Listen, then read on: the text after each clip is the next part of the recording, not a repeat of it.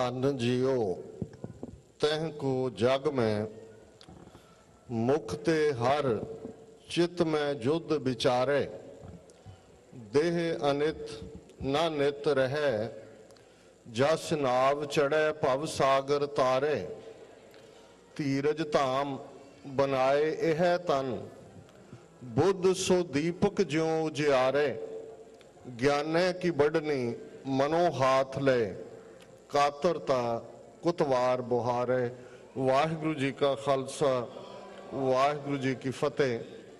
साहिब श्री गुरु ग्रंथ साहिब जी की हजूरी में जुड़े बैठे सतगुरु जी का अपना आपा गुरु खालसा साध संगत जीओ, अज का ये दिन नानकशाही कैलेंडर अनुसार जिथे गुरु हर राय साहब दे ज्योति जोत समान का दिन है, उत्थे 8वें पातशाह साहिब श्री गुरु हरकृष्ण साहिब जी दे गुरगद्दी दिवस के तौर पर भी दुनिया भर विच बैठिया सिख संगतां वल्लों मनाया जा रहा। दीवान स्थान ते पहुँच के इस गल का पता लगा कि गुरुद्वारा बाबा मक्खण शाह लुबाना सिख सेंटर ते समूह सिख संगतां वल्लों ये दिन सिक्खी दे आदर्श जिन्हां प्रथाए गुरु नानक साहब ने फरमाया बाबा तैथों कदे ओले ना होसां, उन्हां दी याद नूं समर्पित दिन बाबा बुढ़ा जी अज सिख संगतां मना रही ने। अज दे इस दीवान च आउण दा सबब साडे बहुत ही अजीज पंथ ते ग्रंथ दोनों नूं परनाए हुए पंथक चढ़दी कला दे प्रतीक सर हरबंस सिंह जी भारत, उन्हां दे पिता जी सरदार प्रताप सिंह जी, जिन्हां नूं इस इलाके दीयां संगतां भाईया जी करके हमेशा याद करदियां सन, करदियां रहणगियां, जिहड़े कि पिछले दिनी सदीवी विछोड़ा दे गए ने। उन्हां दी याद विच अखंड पाठ साहब जिहड़ा कि पिछले फ्राइडे तो शुरू होया सी उसकी समाप्ति ते उन्हां दी अंतम अरदास भी अज दे दीवान विच कीती गई है। सो मेरे आण दा सबब उन्हां दे सद्दे ते है, पर मैं समझदा कि जिन्ने दिनां दा जिक्र कीते ये सारे सिक्खी आदर्श दे तौर ते सिख दा जीवन की है ते सिख ने किवें अपना जीवन बसर करना है, इस दा आदर्श बाबा बुढ़ा ने ते गुरु हर राय साहब जिन्हां दा ज्योति जोत समान का दिन है। मैं समझदा कि जदों असी अणखी पंथ की गल करते हैं, ढाडी सिंघां ने वीर रसी वारां गायन कीतियां, 20वीं सदी के महान सिख शहीद सन जरनैल सिंह जी खालसा पिंडरां वालियां दी किवें पंथक सोच सी इस बारे भी उन्होंने वार पढ़ी ते गल ज़ाहरा तौर ते सामने है कि गल जे गुरु ग्रंथ ते गुरु पंथ दी करिए, गुरु हर राय साहब दे वड्डे सपुत्र राम राय जिन्होंने बाबा राम राय करके भी जानिया जांदे, उन्होंने दिल्ली गुरु हर राय साहब भेजते ने गुरु नानक दे घर दी रिप्रजेंटेशन दे लई, उस केस नूं स्पष्ट करन दे लई। बहुत वार अज मीरी ते पीरी इकट्ठे ने कि नहीं ने, कित्थे सिर्फ सिमरन तक महदूद रहना है, ये डिबेट्स चलती हैं। हालांकि गुरु हर राय साहब के जीवन च असी कोई जंग लड़ी नहीं देखते, पर जाहिर है कि पोलिटिकली वो इन्ने अलर्ट ने। और जिहड़ी गल गुरु हरगोबिंद साहब दे नाल भाई नत्था ते अब्दुल्ला ने पहली वार दे विच ये गल ज़ाहिर कर दित्ती सी कि पग तेरी की जहांगीर दी, ते फिर जो भी दिल्ली तख्त विच तब्दीली हुई, एक तो बाद एक बादशाह आया, गुरु नानक साहब दे घर दे वारस इस विचारधारा नूं अगे तोरन वाले इस प्रति पूरी तरह अलर्ट सन। शाहजहां मरदे उस दे बेटियां दे विच तख्त दे लई लड़ाई शुरू हुंदी है। जिहड़ा उस वेले दा उस दा बेटा दारा शिको है, जिहड़ा गुरु घर दे नाल जुड़िया होया, किते उस दी बीमारी दा इलाज गुरु हर राय साहब दे हारबेरियम चों उन्हां दी रेयर मैडिसीनल प्लांट्स की कलैक्शन जदों असी कीरतपुर साहब वाल नज़र मारते हैं तो उस नूं सिटी ऑफ गार्डनस बागां दा शहर करके जानिया जांदा है।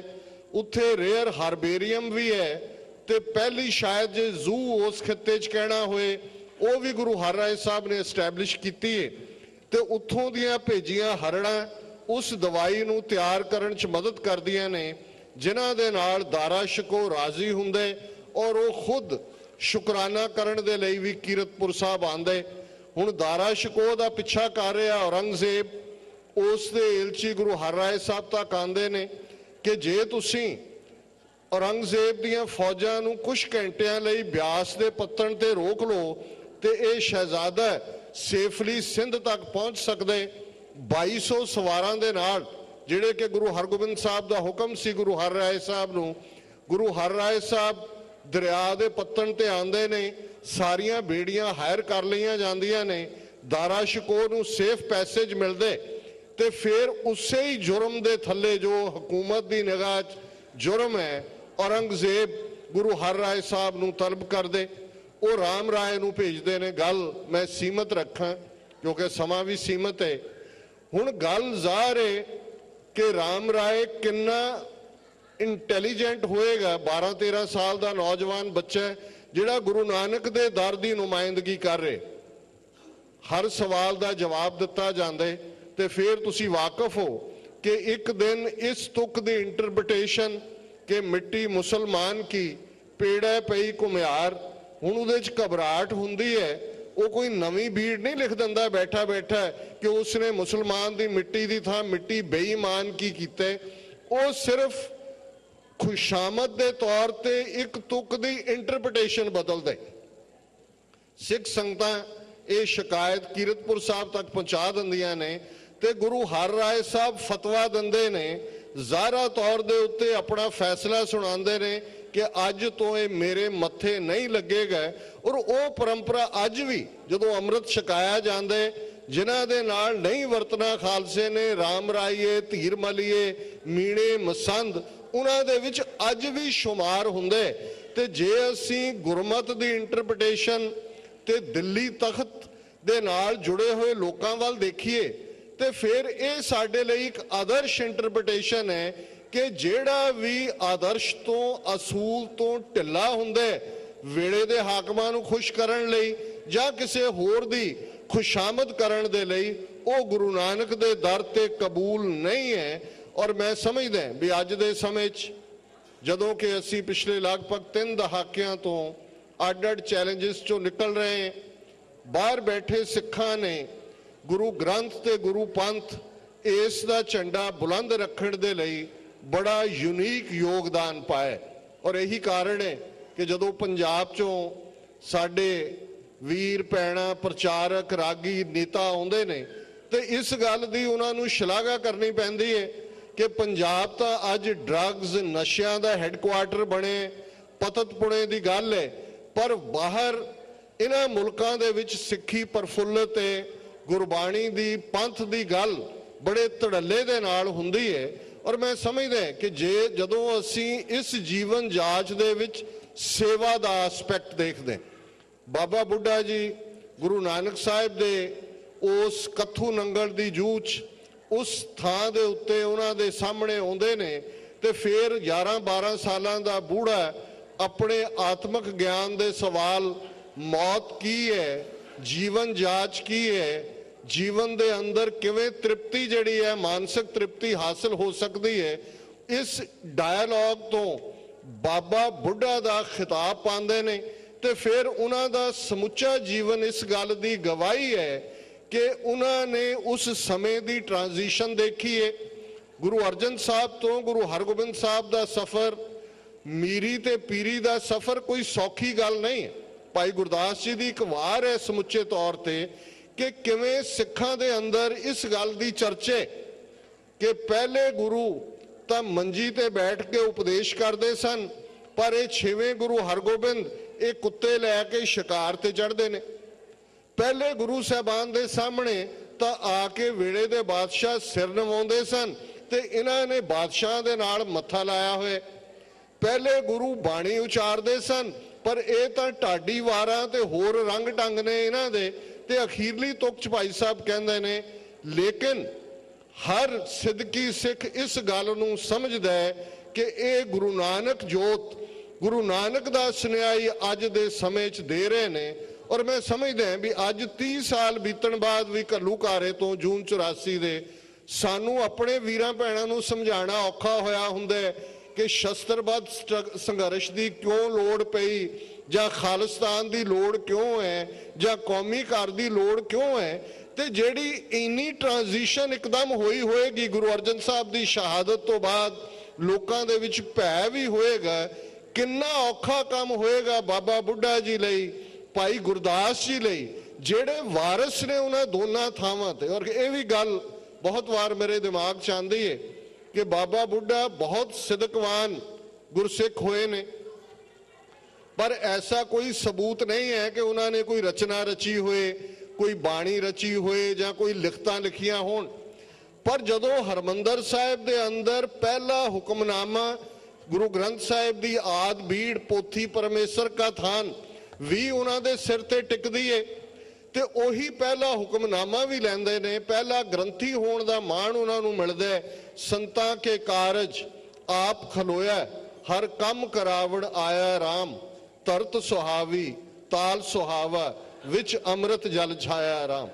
ਹੁਣ ਜਿਹੜੇ ਪਹਿਲੇ ਗ੍ਰੰਥੀ ਨੇ, ਇਤਿਹਾਸ ਇਸ ਗੱਲ ਦੀ ਗਵਾਹੀ ਦਿੰਦੇ ਕਿ ਗੁਰੂ ਹਰਗੋਬਿੰਦ ਸਾਹਿਬ ਦੀ ਸ਼ਸਤਰ ਵਿਦਿਆ, ਉਹਨਾਂ ਦੀ ਘੋੜ ਸਵਾਰੀ, ਉਹਨਾਂ ਨੂੰ ਜੰਗੀ ਟੈਕਨੀਕਸ ਦੇ ਵਿੱਚ ਐਕਸਪਰਟ ਬਣਾਉਣਾ, ਇਹ ਬਾਬਾ ਬੁੱਢਾ ਜੀ ਦੇ ਹਿੱਸੇ ਆਉਂਦੇ।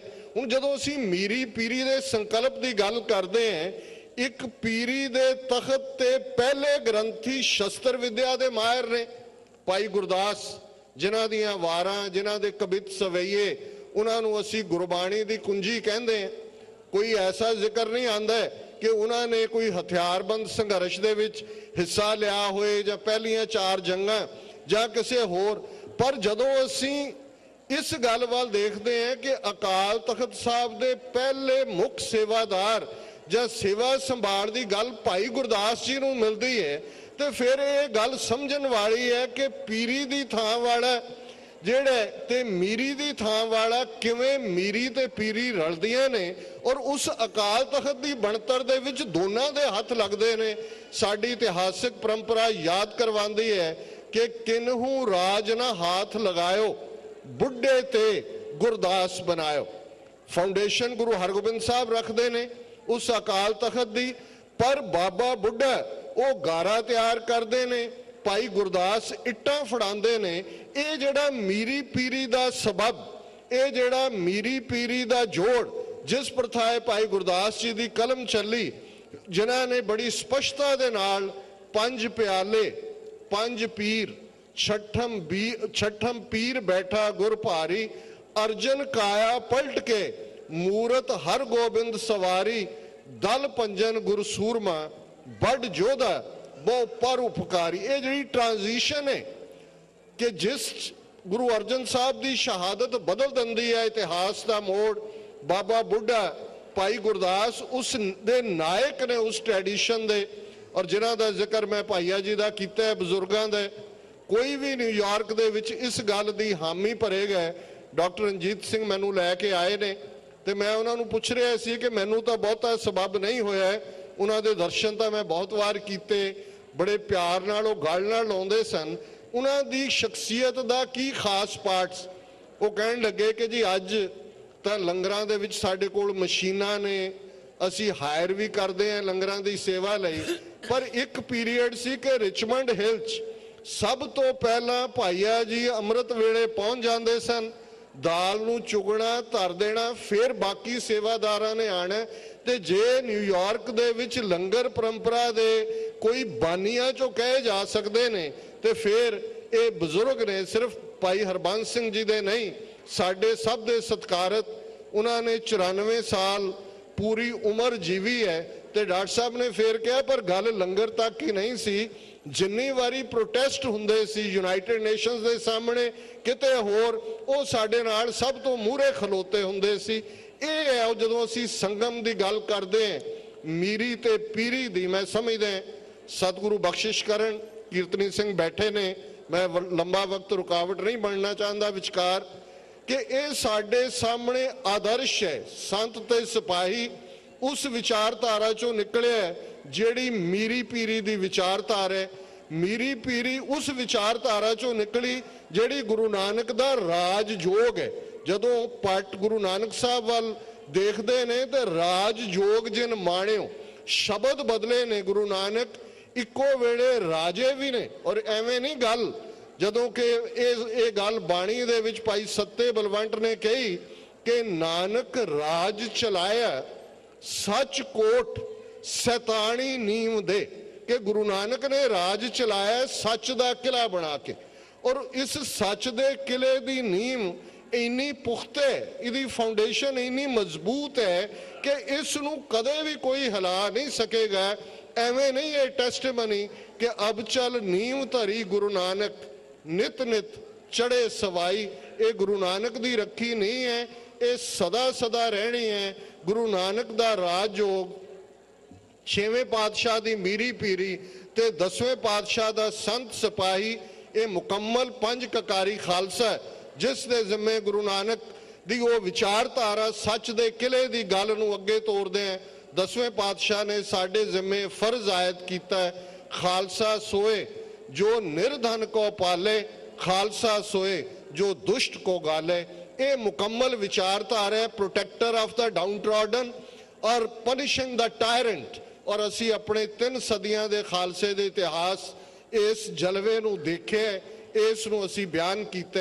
ਇਹਨਾਂ ਸ਼ਬਦਾਂ ਨਾਲ ਕਿਸੇ ਵੀ ਭੁੱਲ ਚੁੱਕ ਲਈ ਖਿਮਾ ਦੀ ਜਾਚਨਾ, ਸਤਿਗੁਰੂ ਜੀ ਦੇ ਚਰਨਾਂ 'ਚ ਅਰਦਾਸ ਕਰੀਏ ਕਿ ਬਜ਼ੁਰਗਾਂ ਦੇ ਨਿਮਿਤ ਕਿ ਦੇਹੋ ਸਜਨ ਅਸੀਸੜੀਆਂ ਜਿਉ ਹੋਵੇ ਸਾਹਿਬ ਸਿਉ ਮੇਲ। ਕਿਸੇ ਵੀ ਭੁੱਲ ਚੁੱਕ ਲਈ ਫੇਰ ਖਿਮਾ।